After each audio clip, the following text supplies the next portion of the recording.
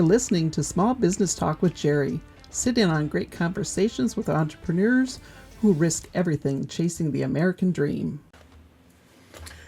Hey everybody, welcome back. Another episode of Small Business Talk with Jerry.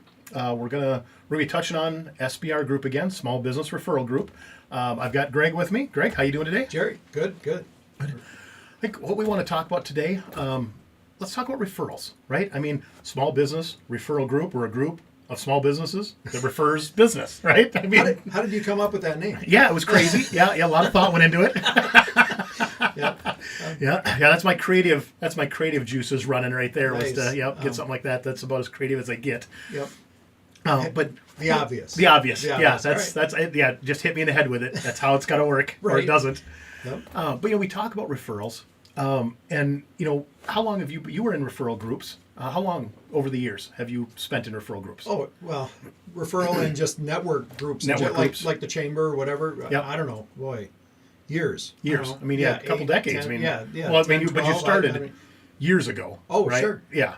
In You were and kind of out. on again. Yeah, in and out of various things. As my my job changed, if working for somebody else or having my own business, Yep. because it hasn't been a straight line, Right. Right. It never is. Right. It never is. So, but no, the value has always been there. Yeah. To find people that you can genuinely get to know, and you learn so much, from them. Yep. And as you're looking to grow your own business, you have needs. You want to get the word out. And by doing that, building those relationships, you're able to get the things you need and more by giving other people, the things that they need the same way. It's such a great just format for small business. Yep, absolutely. And like you mentioned, the idea, the premise is always a straight line, right? It's from where we are to where we want to be. Right. And it's never straight. Yeah, it's that you use it, or that meandering way. Yep. We're still going to get there, but that straight line, very few of us get the straight line. Right. And so, like for myself, I was one of the chamber members in Stewartville, in Rochester, having businesses in both. Now we're in Massachusetts, also. We're in Boston with Design HQ. So we've got a lot of things going on. We've been part of multiple chambers. I was a chamber ambassador for Stewartville for a while. Okay. Actually was on the board. Had a lot of fun with it. And the chamber, quite a bit different from what we do. It's not effective in the same way we are. It's effective, but not in the same way. The referrals aren't. There's more people there. You don't have that. One plumber, one garbage guy, one car repair. Right. You've got multiples of everyone. You've got choices. And as you've said before, it gets a little cliquey. Gets a little cliquey. It's kind of like high school. People get in their little groups, and it isn't really conducive to doing business. It's great for having a good time. It is. Yeah, I enjoy my chamber time. I do. 100%. I do. But it's not effective in the same way that we are. The things I get from the chamber, it's hard to compare that to a networking referral group. It's different. Exactly. Yep. Well, the Small Business Referral Group, SBR Group. Yep. Our tagline, "We mean business." Yeah. I think that's very appropriate because Absolutely.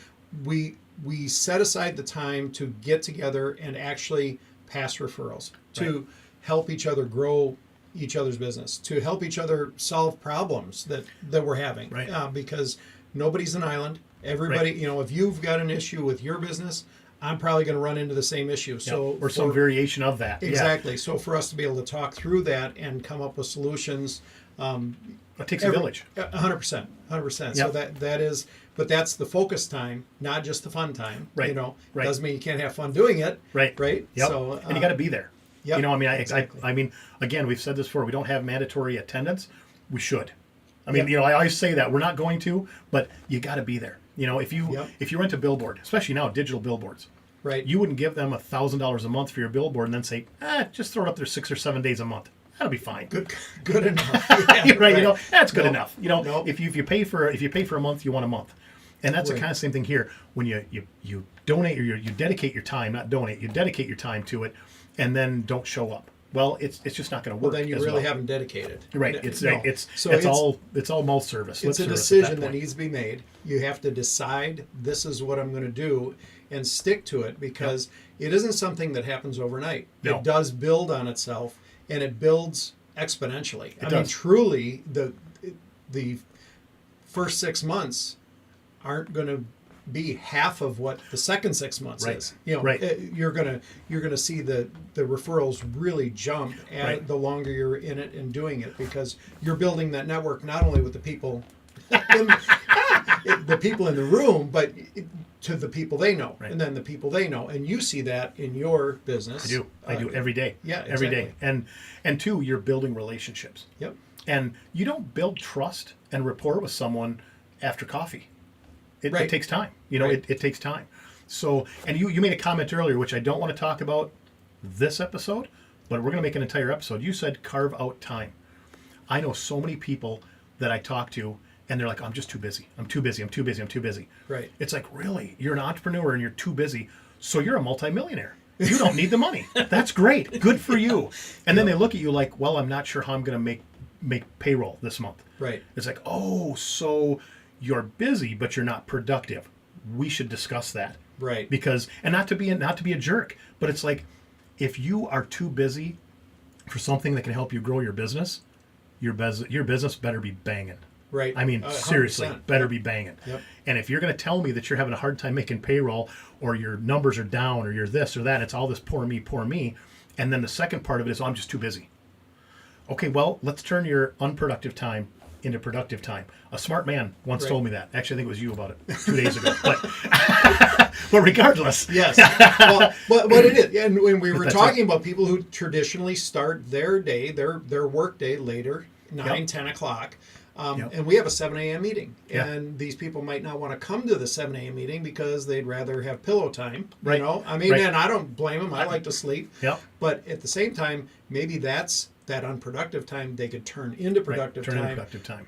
It takes commitment. Yeah.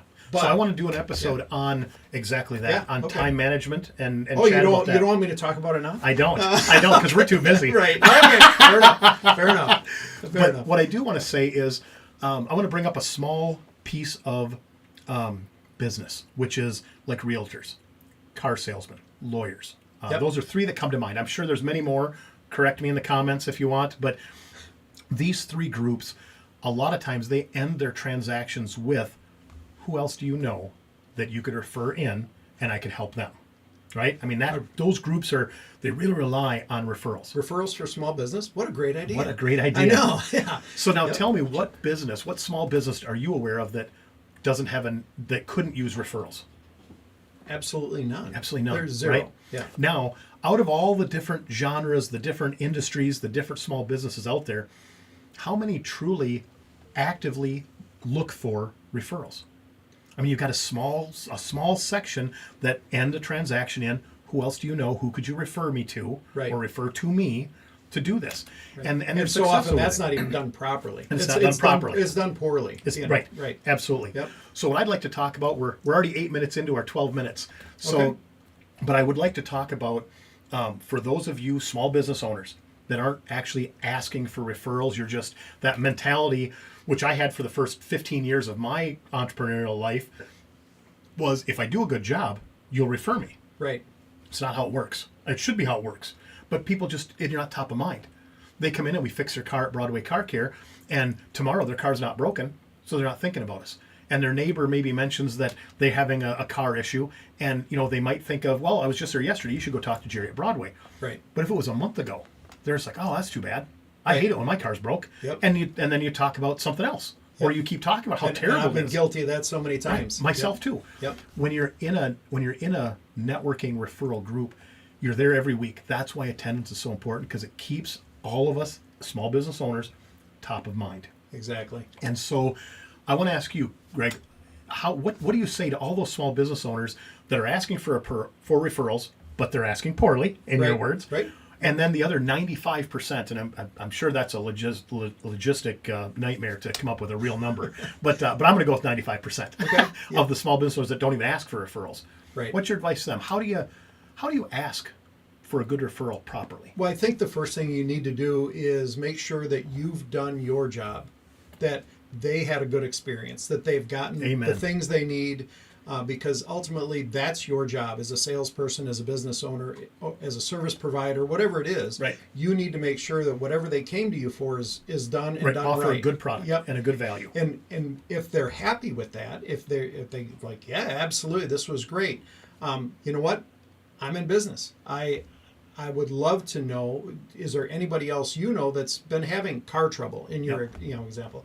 In my garbage industry, is there anybody that has seen their rates go up consistently, and they're tired of calling to get them to adjust the rate back down, or they call and they're on hold for a half hour.